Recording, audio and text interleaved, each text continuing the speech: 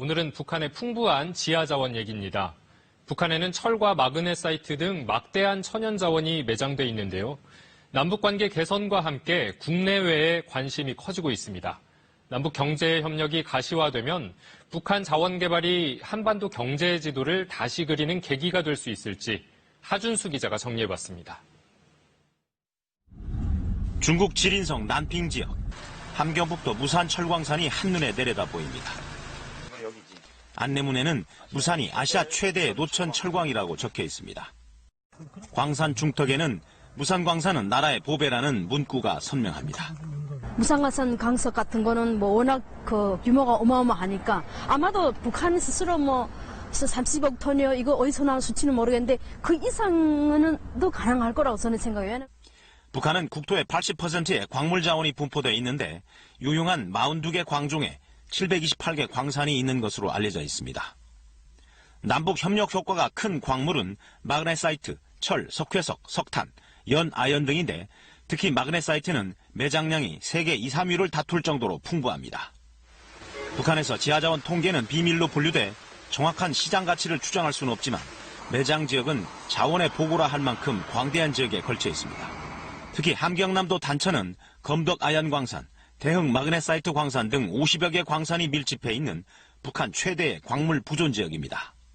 2007년 남북 자원 공동개발 합의에 따라 남측 조사단도 3차례나 다녀갔습니다.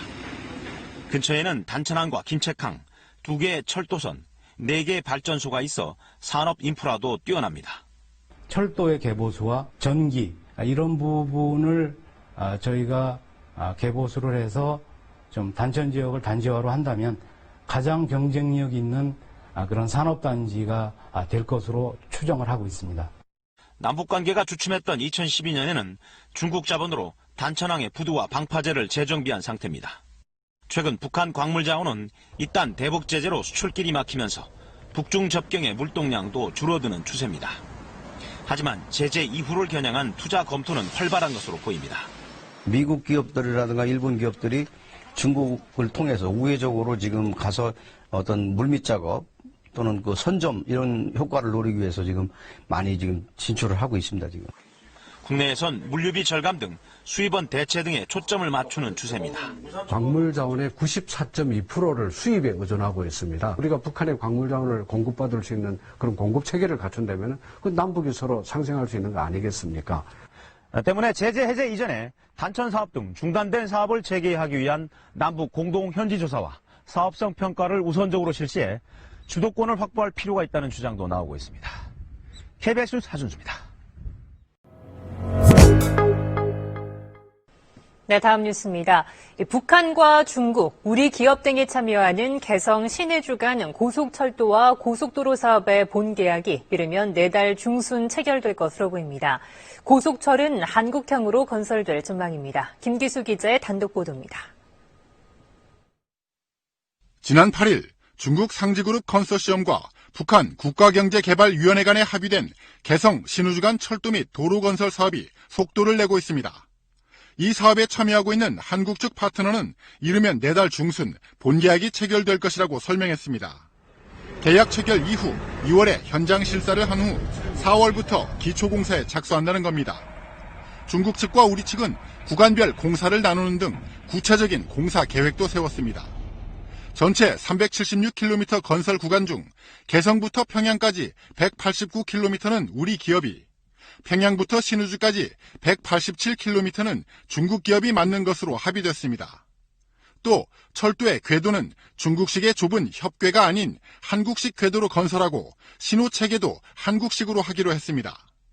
가급적 많은 건설사를 참여시켜 내년에 공사에 착공해 2015년에 1차 공사를 완료한다는 계획입니다.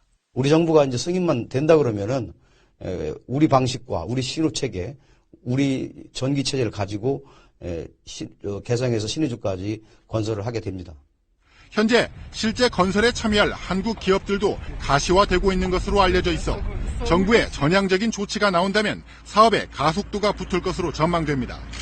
KBS 뉴스 김기수입니다. 지난달에 열린 남북 철도 연결 착공식은 주변국들로 하여금 장차 동북아 철도 연결에 대한 기대감을 높였습니다. 특히 러시아는 동해선이 연결될 경우 북한 나진과 핫산을 잇는 네트워크 연결 사업이 힘을 받을 것으로 기대하고 있는데요. 이 프로젝트의 운영사가 KBS와 단독 인터뷰에서 한국의 재참여를 강력히 희망한다고 밝혔습니다. 하준수 기자입니다. 러시아 블라디보스토크에 있는 라손 콘트란스. 북러 합작회사로 러시아가 70%, 북한이 30%의 지분을 보유하고 있습니다. 북한 나진항과 러시아 핫산 간 거대 물류 네트워크 추진을 목표로 한 러시아 극동개발 사업의 상징입니다. За 3 года мы перевалили больше 5 миллионов тонн. Это только в Китае. 5 миллионов 54 тысячи тонн. 현재 나진 핫산 간 54km 구간이 개보수됐고 나진항 3호 부두 개발도 완료돼 값싼 시베리아 석탄의 수출길이 열리게 됐습니다. Компания POSCO импортирует из России больше 1 миллиона тонн. Возила из России через Раджин, она бы сэкономила больше 5 миллионов долларов.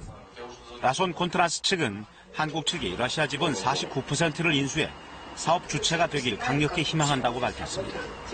Я буду обслуживать южнокорейские компании так, как ни один порт в мире не обслужит южнокорейские корабли и южнокорейские компании. За это я участок отвечаю. 현재로선 북한의 비핵화가 진전되기까진 탄력을 받기 어려워 보입니다. 나진 핫산 프로젝트는 유엔 대북 제재 예외로 인정받았지만 한국과 미국의 독자 제재를 받고 있습니다. 특히 북한에 기항한 제3국 선박은 1년 이내 국내에 입항할 수 없습니다. 하지만 미국의 대북 제재 강화법이 북한의 정보 유통 증진과 한반도 평화 통일 기여를 전제로 제재를 면제할 수 있다고 규정한 만큼 국제기구의 보증을 통한 사업 추진 가능성도 거론됩니다.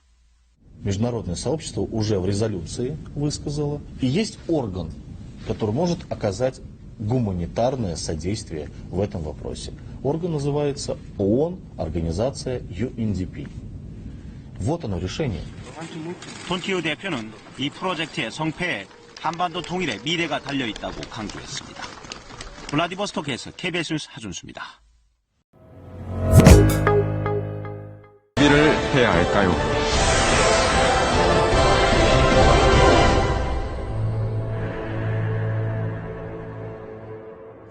우리에게 던져진 질문은 녹록치 않아 보입니다. 정부는 2015년 광복 70주년을 맞아 한반도를 종단해 유라시아 대륙을 달리는 열차의 운행 계획을 발표했습니다.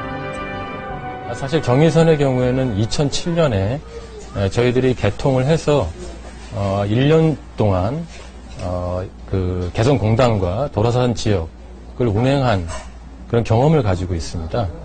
따라서 남북 간의 내일이라도 합의를 보면은 실제로 경의선을 통해서 우리의 열차 또 남북의 열차가 이런 중국이라든가 또 러시아로 운행할 수 있는 그런 인프라는 이미 갖춰져 있다 이렇게 얘기할 수 있습니다. 러시아와 몽골에서 사용하는 철로는 우리 철로보다 폭이 8.5cm 더 넓은 광계를 사용하고 있습니다. 철도기술연구원 측은 이미 국내에서 광계와 우리식 표준계 철도에서 모두 사용할 수 있는 광복합괴 기술까지 갖추고 있습니다.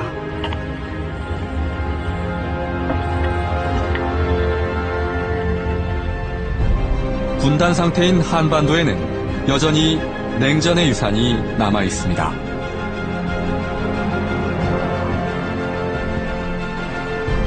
과연 우리가 지금 한반도에 엄존하는 긴장과 화해의 이중성을 극복하고 동해와 유라시아 대륙을 잇는 환동의 시대의 주역이 될 수 있을까요?